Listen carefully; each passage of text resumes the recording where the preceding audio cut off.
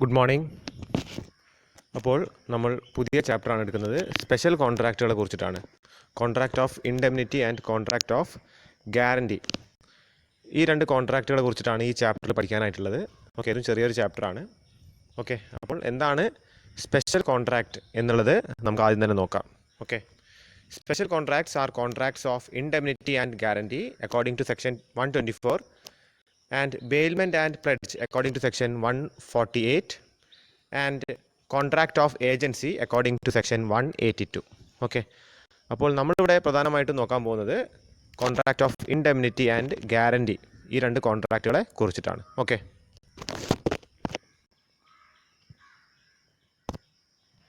ഇനി അടുത്ത side heading ശ്രദ്ധിക്കുക. Contract of indemnity. എന്താണ് കോൺട്രാക്റ്റ് ഓഫ് ഇൻഡെംനിറ്റി എന്ന് വെച്ചാൽ നോക്കാം. A contract of indemnity is a type of contingent contract. Okay, അതായത് ഒരു കോണ്ടിജൻറ്റ് കോൺട്രാക്റ്റ് ആണ്. ഇൻഡെംനിറ്റി എന്ന് വെച്ചാൽ ഒരു കോണ്ടിജൻറ്റ് കോൺട്രാക്റ്റ് ആണ്. ഒരു ഇവൻറ്റ് നടന്നെങ്കിൽ ആ കോൺട്രാക്റ്റ് പ്രാബല്യത്തിൽ വരുള്ളൂ. Okay, contingent contract. The term indemnity means to compensate or to make good the losses. Thus indemnity is an act to compensate to protect somebody against loss or to make good the loss suffered. അതായത് ഒരാൾക്ക് നഷ്ടം വരുമ്പോൾ ആ നഷ്ടം നികത്താൻ വേണ്ടി ഉണ്ടാക്കുന്ന ഒരു കോൺട്രാക്റ്റാണ് പ്രധാനമായിട്ടും കോൺട്രാക്റ്റ് ഓഫ് ഇൻഡെംനിറ്റി എന്ന് വെച്ചാൽ.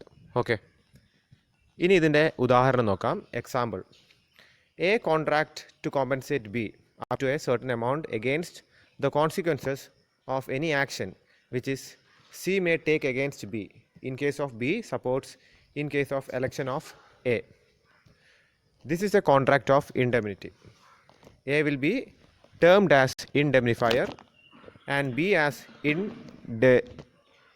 intermediary holder. B as intermediary holder. Okay, അപ്പോൾ എന്താ പറയുന്നത്? എ എന്ന് പറയുന്നൊരു വ്യക്തി ബിയെ സഹായിക്കാനായിട്ട് ഒരു കോൺട്രാക്റ്റിൽ ഏർപ്പെടുന്നു.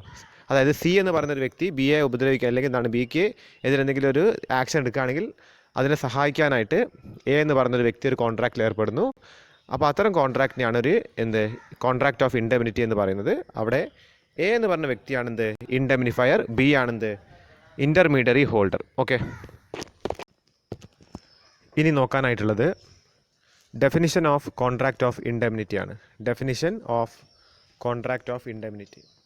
Contract of indemnity has been defined under section 124 of the Indian Contract Act as a contract by which one party promises to save the other from loss caused to him by the conduct of promiser himself or by the conduct of any other person is called contract of indemnity. അപ്പോൾ നമ്മൾ നേരത്തെ പറഞ്ഞ ഉദാഹരണം തന്നെയാണ് ഇവിടെ പറഞ്ഞിരിക്കുന്നത്. അതായത് ഒന്നുകിൽ ഒരു നഷ്ടത്തിൽ നിന്ന്, അതായത് ഒരാൾക്കെതിരെ എന്തെങ്കിലും ലീഗൽ ആക്ഷനോ അല്ലെങ്കിൽ ഒരു മോണിറ്ററി ആക്ഷനോ എടുക്കുന്നതിന് മറ്റൊരാൾ സഹായിക്കുന്നതിൻ്റെ പേരാണ് കോൺട്രാക്റ്റ് ഓഫ് ഇൻഡെംനിറ്റി എന്ന് വെച്ചാൽ.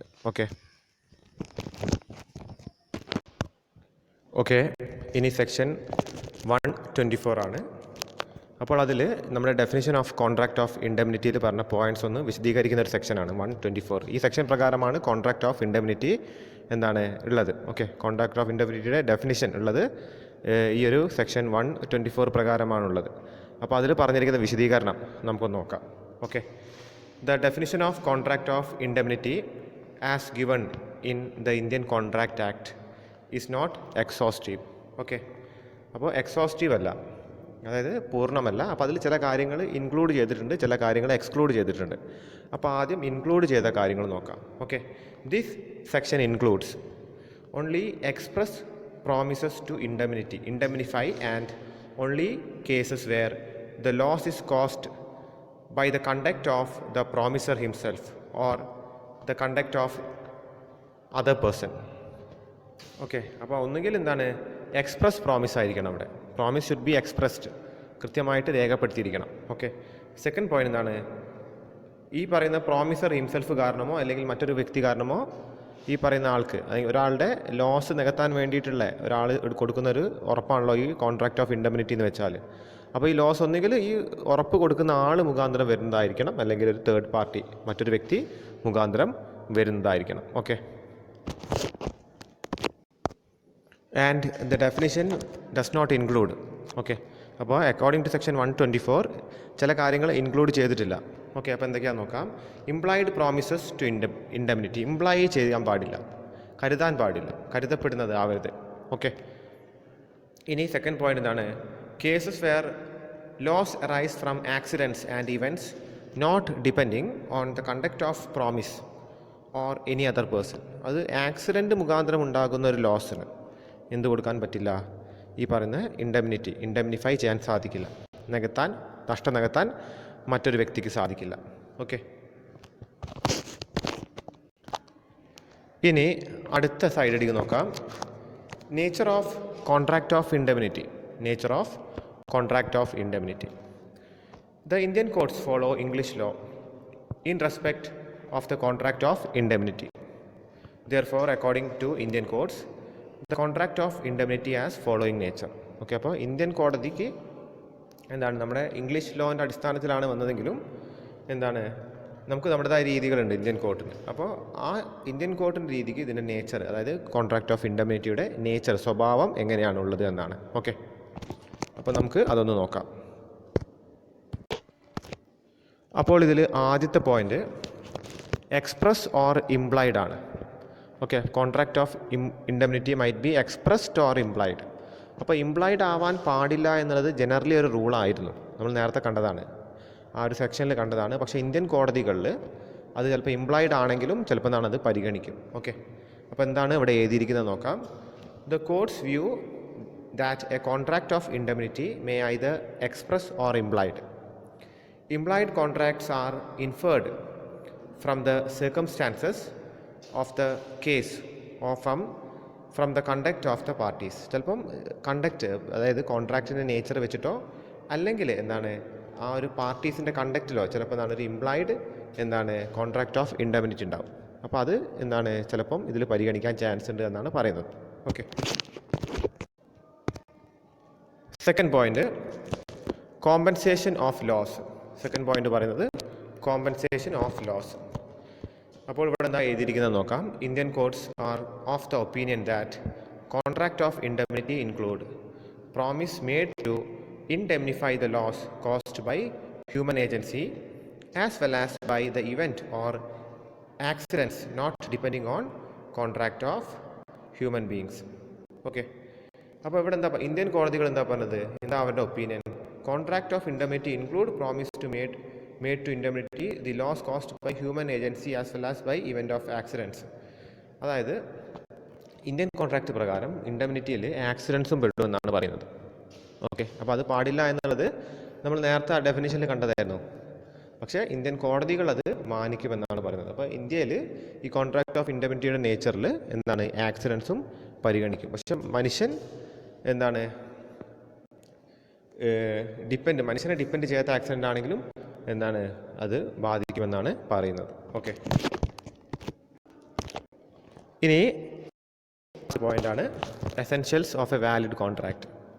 A contract of indemnity is also required to possess all essentials of a valid contract.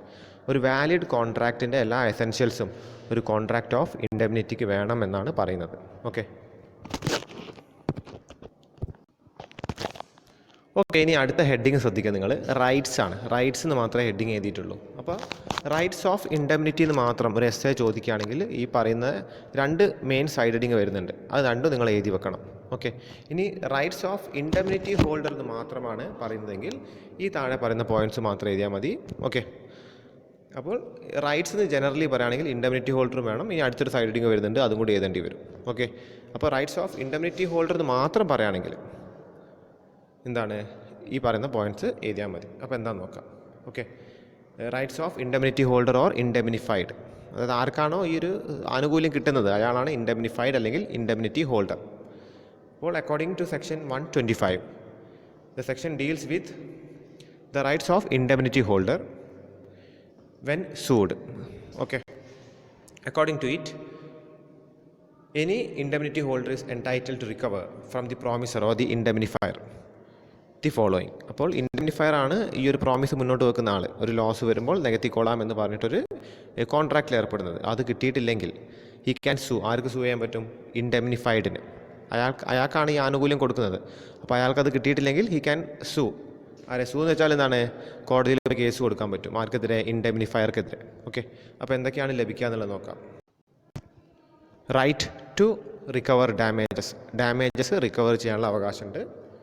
All damages which has paid in any suit in respect of any matter to which he promises to indemnify applies.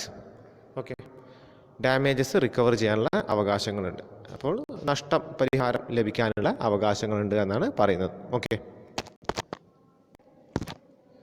അടുത്ത point right to recover cost, ചെലവ് recover ചെയ്യാനുള്ള അവകാശമുണ്ട് എന്നാണ് പറയുന്നത്. Okay, he is also entitled to recover all cost which has paid in bringing for defending any suit in respect of the contract of indemnity. The right is available subject to the following conditions. The indemnity holder must not have contravened the order of promisor. He must have acted prudently. He must have been authorized by the promisor to bring or defend the suit. Okay, അപ്പോൾ ഇയാൾക്ക് ഈ ഒരു case കൊടുക്കാനൊക്കെ ചിലവ് വന്നിട്ടുണ്ടെങ്കിൽ ആ ചിലവും കൂടി റിക്കവർ ചെയ്യാനുള്ള അവകാശം ഈ പറഞ്ഞ ഇൻഡെമിനിഫൈഡിനുണ്ട്, അല്ലെങ്കിൽ ഇൻഡെമിനിറ്റി ഹോൾഡർക്ക് ഉണ്ട്. ഓക്കെ, അയാൾ കേസ് കൊടുക്കുന്ന നേരത്തെ. അപ്പോൾ അതിന് ചില കണ്ടീഷൻസ് പറയുന്നുണ്ട്. എന്തൊക്കെയാണ്? അപ്പോൾ അയാൾ ഈ പ്രോമിസർ, അതായത് ഇൻഡെമിനിഫയർ പറഞ്ഞ കാര്യങ്ങളിൽ നിന്നും വ്യതിചലിക്കാൻ പാടില്ല, കണ്ടീഷൻസിൽ നിന്നും വ്യതിചലിക്കാൻ പാടില്ല. പിന്നെ അതേപോലെ ഇയാൾ പ്രൂഡൻ്റായിട്ട്, അതായത് വിശ്വസ്തയോട് കൂടിയിട്ടായിരിക്കണം ആക്ട് ചെയ്തിട്ടുണ്ടാവുക. മൂന്നാമത്തെ പോയിന്റ്, പ്രൂഡൻസിൻ്റെ അർത്ഥം അതാണ്, വിശ്വസ്തതയാണ്. ഓക്കെ, മൂന്നാമത്തെ point, he must have been authorised by the promisor to bring or defend the suit. അപ്പോൾ അയാൾക്ക് എന്താണ് ഓതറൈസേഷൻ ഉണ്ടാവണം, അതായത് അവകാശം ഉണ്ടായിരിക്കണം. ഓക്കെ, അപ്പോൾ ഇത്രയും കാര്യങ്ങളാണ് റൈറ്റ്സ് ടു റിക്കവർ കോസ്റ്റിൽ പറയാനായിട്ടുള്ളത്. ഇനി next point, rights to recover sums paid. അതായത് എന്തെങ്കിലും പൈസ കൊടുത്തിട്ടുണ്ടെങ്കിൽ അത് റിക്കവർ ചെയ്യാനുള്ള അവകാശമുണ്ട്. ഓക്കെ, നഷ്ടപരിഹാരം കിട്ടാനുള്ള അവകാശമുണ്ട്. എന്താണ്, കേസ് കൊടുക്കാൻ വന്ന ചിലവ് റിക്കവർ ചെയ്യാനുള്ള അവകാശമുണ്ട്. മൂന്നാമതായിട്ട് പറയുന്നത് എന്തെങ്കിലും കാശ് കൊടുത്തിട്ടുണ്ടെങ്കിൽ അത് റിക്കവർ ചെയ്യാനുള്ള അവകാശമുണ്ട്. Okay, is entitled to recover all the sums which may have paid under the terms of any compromise of any such suit however such compromise should be subject to following conditions. The compromise must not be contrary to the orders of the promisor. The compromise must be prudent. The promisor must have authorized him to compromise this suit. Okay, first എന്താണ് ഇത് കോൺട്രാറി, അതായത് promisor പറഞ്ഞതിൽ നിന്ന് കണ്ടീഷൻസിൽ നിന്ന് വ്യതിചലിക്കാൻ പാടില്ല. നേരത്തെ പോയിന്റിൽ കണ്ട അതേ കാര്യങ്ങൾ തന്നെയാണ്. പിന്നെന്താണ്, ഇയാൾ ഇത് പ്രൂഡൻ്റ് ആയിരിക്കണം, അതായത് വിശ്വസ്ത യോഗ്യമായൊരു കാര്യമായിരിക്കണം. സെക്കൻഡ് എന്താണ്, ഇയാൾക്ക് അതിനുള്ള ഓതറൈസേഷൻ വേണം. ഓക്കെ, അവകാശം വേണം. ഓക്കെ, അപ്പോൾ ഈ മൂന്ന് കാര്യങ്ങളാണ് ഇതിലും പറയാനുള്ളത്. അപ്പോൾ ഇതാണ് എന്ത്, right to recover sums paid. എന്തെങ്കിലും കാശ് കൊടുത്തിട്ടുണ്ടെങ്കിൽ അത് തിരിച്ചു വാങ്ങാനുള്ള അവകാശമുണ്ട്. ഓക്കെ, ഇൻഡെമിനിഫൈഡ് അല്ലെങ്കിൽ ഇൻഡെമിനിറ്റി ഹോൾഡർക്ക് മാത്രമല്ല അവകാശങ്ങളുള്ളത്. ഇൻഡെമിനിഫയർ ആരാണോ പ്രോമിസ് മുന്നോട്ട് വെക്കുന്നത് അയാൾക്കും അവകാശങ്ങളുണ്ട്. അപ്പോൾ അത് നമുക്കൊന്ന് പരിശോധിക്കാം. അതിൽ ഫസ്റ്റ് കണ്ടെന്താണ്, right to subrogation. On payment of the amount of loss or liability to the indemnifier is subrogated to all the rights of indemnified.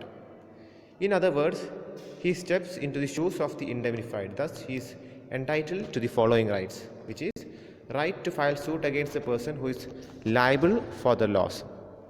അതായത് ഒരു തേർഡ് പേഴ്സൺ മുഖാന്തരമാണ് ഇൻഡെമിനിഫൈഡിന്, ആർക്കാണോ നഷ്ടം വന്നിരിക്കുന്നത് അത് നികത്താനായിട്ട് ആണ് ഇൻഡെമിനിഫയർ കോൺട്രാക്റ്റിൽ ഏർപ്പെട്ടിരിക്കുന്നത്. അപ്പോൾ ഇയാൾ ഇത് നികത്തി കഴിഞ്ഞാൽ ഈ നഷ്ടം വരുത്തിയ ആളുണ്ടാവും. 3 പേര് തമ്മിലാണ് കോൺട്രാക്റ്റ് എന്ന് വെക്കുക. ഒരാളുണ്ട്, ഇയാളുണ്ട്. ഓക്കെ, അപ്പോൾ ഇവർ തമ്മിൽ എന്തോ ഡീലുണ്ട്. അപ്പോൾ ഇയാൾ എന്തെങ്കിലും ഇയാൾക്ക് നഷ്ടം വരുത്തിയാൽ ഇയാളത് വീട്ടിക്കോളാമെന്ന് പറയുക ചെയ്യാം. ഓക്കെ, അപ്പോൾ ഈ നഷ്ടം വീട്ടിൽ കഴിഞ്ഞാൽ പിന്നെ ഇയാളുടെ കയ്യിൽ നിന്ന് നഷ്ടം നികത്താൻ അല്ലെങ്കിൽ അത് പിടിച്ചു വാങ്ങാനുള്ള അവകാശം ഉണ്ടെന്നാണ് ഇവിടെ പറയുന്നത്. ഓക്കെ, പിന്നെ പറയുന്നത് right to claim all sums paid to the indemnified and damages suffered from the person who is liable for the loss. Okay, അപ്പോൾ ഈ കാര്യങ്ങളാണ് നമ്മൾ. Next point right to equities ആണ്. അപ്പോൾ ഇക്വിറ്റീസ് എന്താണെന്ന് വെച്ചാൽ ക്ലെയിം എഗെയിൻസ്റ്റ് അസറ്റ്സ് ആണ്. ശരിക്കും പറയുകയാണെങ്കിൽ സ്വത്തിൻ്റെ മുകളിലുള്ള അവകാശത്തിൻ്റെ പേരാണ് ശരിക്കും ഇക്വിറ്റി എന്ന് വെച്ചാൽ. Okay, after making Payment to indemnified for the loss. Indemnifier is entitled to all equities which indemnified could have enforced against the third party liability for loss. Okay. അപ്പോൾ രണ്ട് പാർട്ടീസ് തമ്മിൽ എന്താണ് ഒരു കോൺട്രാക്റ്റ് ഉണ്ട്. അപ്പോൾ ഇയാൾക്ക് എന്തെങ്കിലും സാധനം കൊണ്ട് കിട്ടാണ്ട് അപ്പോൾ ഇയാൾ കൊടുത്തില്ല. അപ്പോൾ ഇയാളാണ് എന്ത് ഇൻഡെമിനിഫൈഡ്. അപ്പോൾ മറ്റൊരു ഇൻഡെമിനിഫയർ വന്നിട്ട് ഇയാളുടെ പറയാണ് നഷ്ടം നികത്തിക്കോളാന്ന് പറഞ്ഞിട്ട് ആ സമയത്ത് വന്ന് നഷ്ടം നികത്തുന്നു. ഓക്കെ. അത് കഴിഞ്ഞിട്ട് ഇയാൾക്ക് പിന്നെ ഇയാളുടെ അസറ്റ്സിൽ എന്തുണ്ടാവും, ക്ലെയിം ഉണ്ടാവും എന്നാണ് പറയുന്നത്. ഓക്കെ. നമ്മൾ ഇൻഡെമിനിഫയറിൻ്റെ റൈറ്റ്സ് ആണ് ഇവിടെ നോക്കുന്നത്. ഓക്കെ. അടുത്ത പോയിന്റ് നോക്കാം. Right to refuse indemnity. അതായത് ഇൻഡെമിനിറ്റി റെഫ്യൂസ് ചെയ്യാനുള്ള അവകാശം ആർക്കുണ്ട്? ഇൻഡെമിനിഫയർക്കുണ്ട്. Okay. If he feels that there is some kind of a fraud or misstatement or some kind of malpractice, he can refuse the contract of indemnity. Okay. The indemnifier has the right to refuse indemnity provided the loss cost to the indemnity holder is beyond the scope of the contract. അപ്പോൾ കോൺട്രാക്റ്റിന് മുകളിലേക്ക് നഷ്ടം വന്നാൽ, അതായത് 1,00,000 രൂപ നഷ്ടപരിഹാരം കൊടുക്കാമെന്ന് പറഞ്ഞിട്ട് 10,00,000 രൂപ നഷ്ടം വന്നു കഴിഞ്ഞാൽ he cannot give that amount. അല്ലേ? 10,00,000 നഷ്ടപരിഹാരം കൊടുക്കാൻ സാധിക്കില്ല. കോൺട്രാക്റ്റിൽ 1,00,000 വരെ ഉള്ളൂ. So he can refuse the indemnity of excess amount. Excess amount എന്താണ് ഇയാൾക്ക് വേണ്ടെന്ന് വെക്കാൻ സാധിക്കും. ഓക്കെ.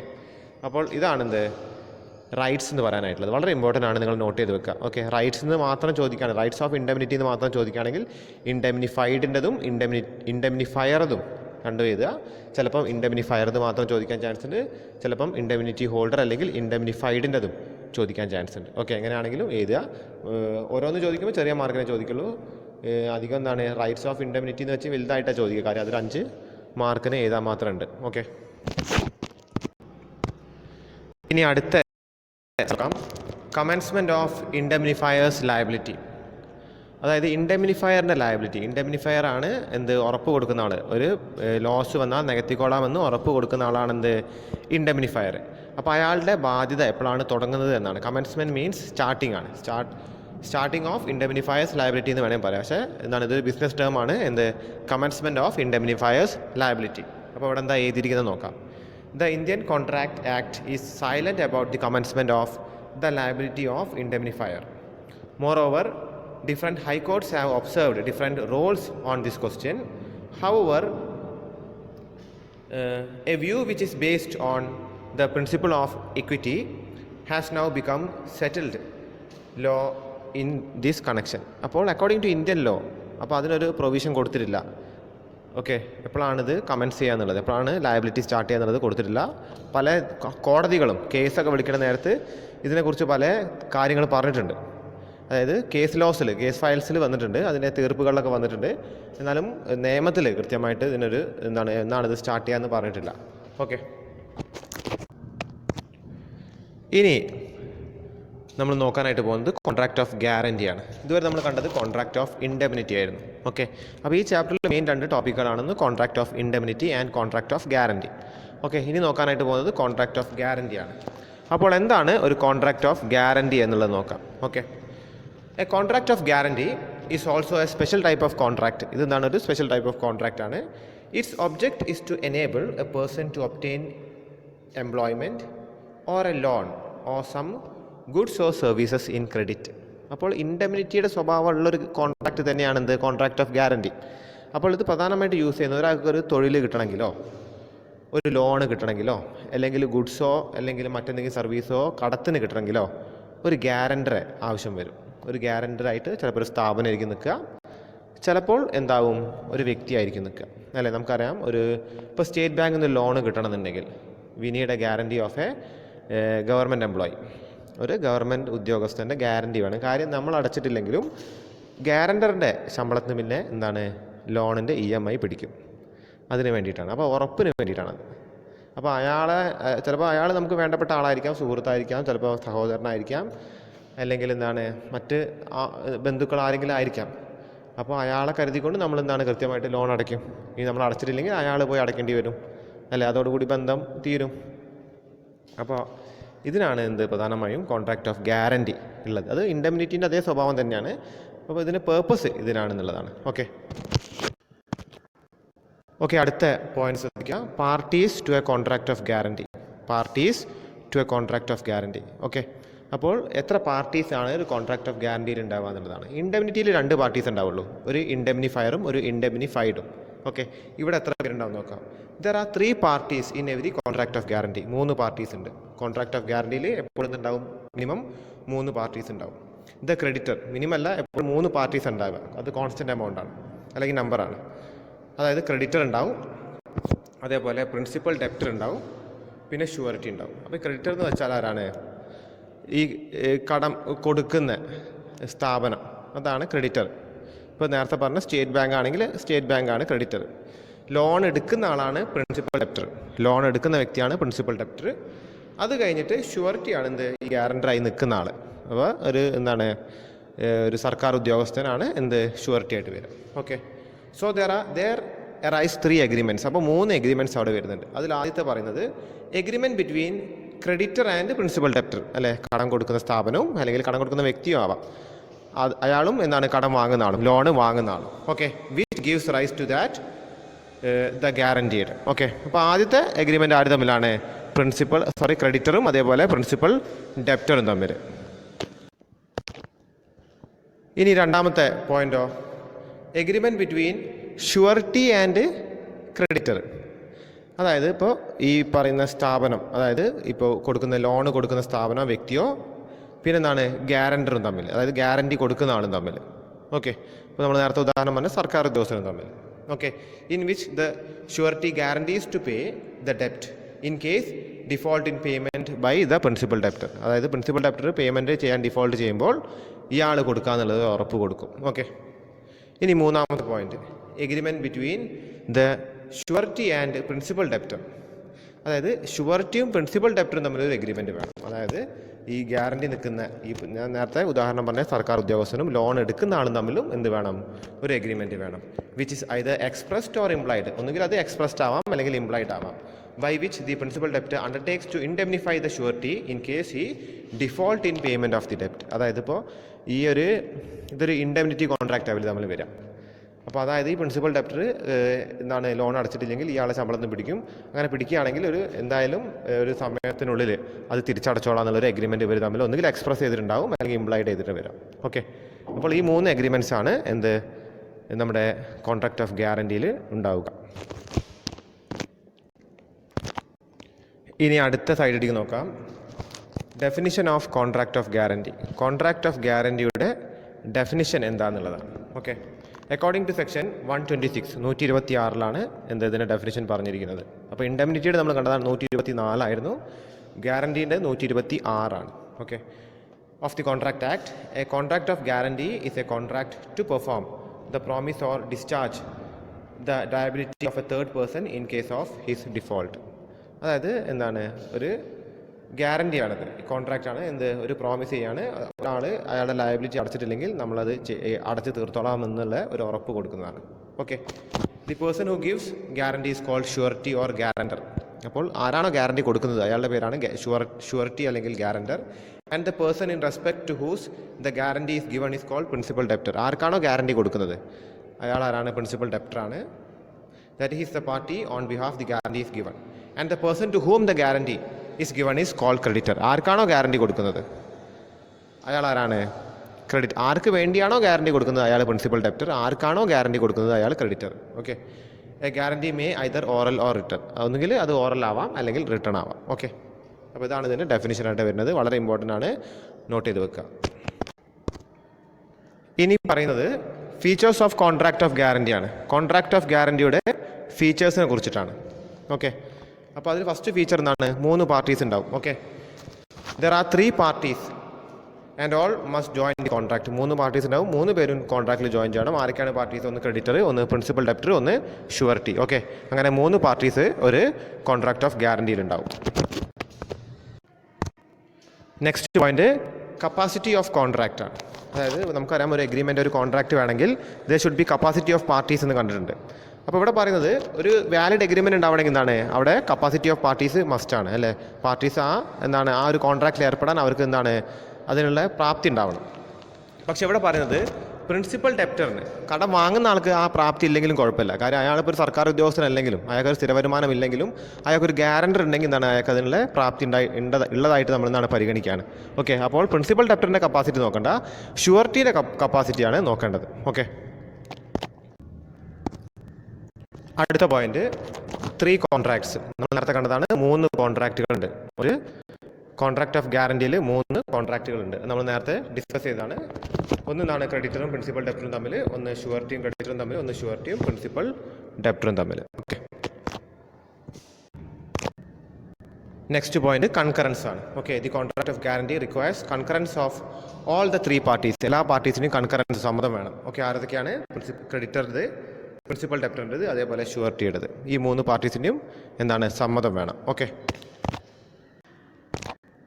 ഇനി നെക്സ്റ്റ് പോയിന്റ്, ഇത് പ്രിൻസിപ്പൽ ഡെപ്റ്ററിൻ്റെ റിക്വസ്റ്റ് പ്രകാരമായിരിക്കണം എന്ത് ഈ ഗ്യാരണ്ടീൻ്റെ കോൺട്രാക്ട് ഉണ്ടാവേണ്ടത്. റിക്വസ്റ്റ് ചെയ്യുന്ന ആരായിരിക്കണം? പ്രിൻസിപ്പൽ ഡെപ്റ്റർ ആയിരിക്കണം. ക്രെഡിറ്റർക്ക് അതിൻ്റെ ആവശ്യം വരുന്നില്ല. അതേപോലെ ഷുവർട്ടി അല്ലെങ്കിൽ ഗ്യാരണ്ടർക്കും അതിൻ്റെ ആവശ്യം വരുന്നില്ല. The request must be made by the principal debtor. Okay, guarantees were given by surety at the express of implied request of the principal debtor. Example, on the request of Y, X promises the employer of Y that Y makes a default, he shall make good the same to him. This is contract of guarantee. അതായത് Y ഒരു request കൊടുത്തു എക്സിനോട് ഒരു സ്ഥലത്ത് join ചെയ്യണം, ജോലിക്ക് join ചെയ്യണം എന്ന് പറഞ്ഞിട്ട്, അപ്പോൾ എക്സ് ഉറപ്പ് കൊടുക്കുകയാണ് ആ എംപ്ലോയർക്ക് ഇയാൾ നല്ല രീതിക്ക് എന്താണ് ജോലി ചെയ്തോളും എന്നുള്ളത്. ഓക്കെ, അപ്പോൾ റിക്വസ്റ്റ് ആരുടെ ഭാഗത്തുനിന്നാണ് പോകേണ്ടത്? പ്രിൻസിപ്പൽ ഡെപ്റ്ററിൻ്റെ ഭാഗത്തുനിന്നാണ് പോകേണ്ടത്. അടുത്ത പോയിന്റ് ഡെറ്റ് ഓർ ലയബിലിറ്റി. അപ്പോൾ ഇവിടെ എന്താണ് പറഞ്ഞിരിക്കുന്നത് നോക്കാം. A contract of guarantee presupposes or existence of a liability enforceable by law. അപ്പോൾ കോൺട്രാക്ട് ഓഫ് ഗ്യാരണ്ടിയിൽ എപ്പോഴും ഒരു ഡെപ്റ്റ് വേണം, അല്ലെങ്കിൽ ഒരു ലയബിലിറ്റി വേണം, എന്നാലേ അത് എൻഫോഴ്സ് ചെയ്യാൻ സാധിക്കുള്ളൂ. That is in a contract of guarantee the surety undertakes to pay a ഡെപ്റ്റ് or discharge a liability of a third person in case of his default. അപ്പോൾ ഇവിടെ കൊടുത്തിരിക്കുന്ന എക്സാമ്പിൾ ശ്രദ്ധിക്കുക. X advances a loan of rupees 50,000 to Y and Z promises to X that if Y does not repay the loan, Z will do so.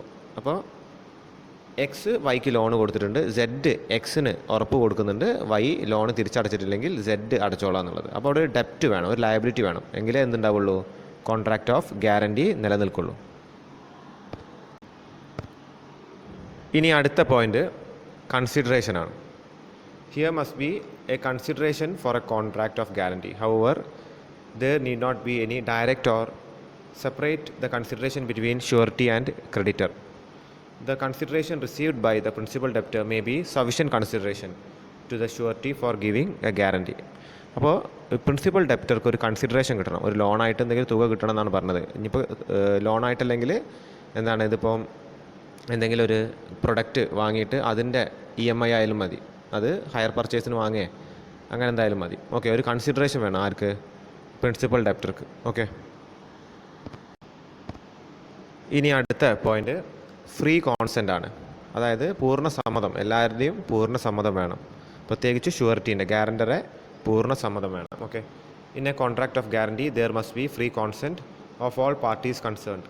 Any guarantee which has been obtained by creditor by means of misrepresentation concerning a material part of the transaction or by means of keeping silence as to a material circumstance is invalid. അതായത് creditor കടം കൊടുക്കുന്ന ആൾ ഈ ഗ്യാരണ്ടറെ തെറ്റിദ്ധരിപ്പിച്ചുകൊണ്ടാണ് ഈ ഒരു contract of ഗ്യാരണ്ടിയിൽ എന്താണ് involve ചെയ്യിക്കുന്നതെങ്കിൽ അത് contract of guarantee എന്താവും? Invalid ആവും, വോയിഡ് ആവും. ഓക്കെ, അപ്പോൾ പൂർണ്ണ സമ്മതത്തോട് കൂടിയിട്ടായിരിക്കണം എന്ത് എല്ലാ പാർട്ടീസും ഇതിൽ ഒപ്പിടേണ്ടത്.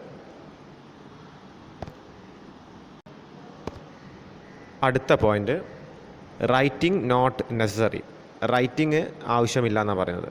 എന്താണ്, മുദ്രപത്രത്തിൽ എഴുതണമെന്നില്ല, ചിലപ്പോൾ ഓറലി കൊടുത്ത എന്താണ് ഉറപ്പായാലും മതി, അങ്ങനത്തെ ഒരു എഗ്രിമെൻ്റ് ആയാലും മതി എന്നാണ് പറയുന്നത്. Okay, A contract of guarantee may either be oral or written according to section 126. Okay, അടുത്ത പോയിന്റ് നോക്കാം, other essentials of A contract. അപ്പോൾ ഇവിടെ പറയുന്നത് എന്താണെന്ന് വെച്ചാൽ ഒരു കോൺട്രാക്റ്റിൽ വേണ്ട എല്ലാ എസെൻഷ്യൽ എലമെൻസും കോൺട്രാക്ട് ഓഫ് ഗ്യാരണ്ടിയിലും വേണമെന്നുള്ളതാണ് പറയുന്നത്. ഓക്കെ,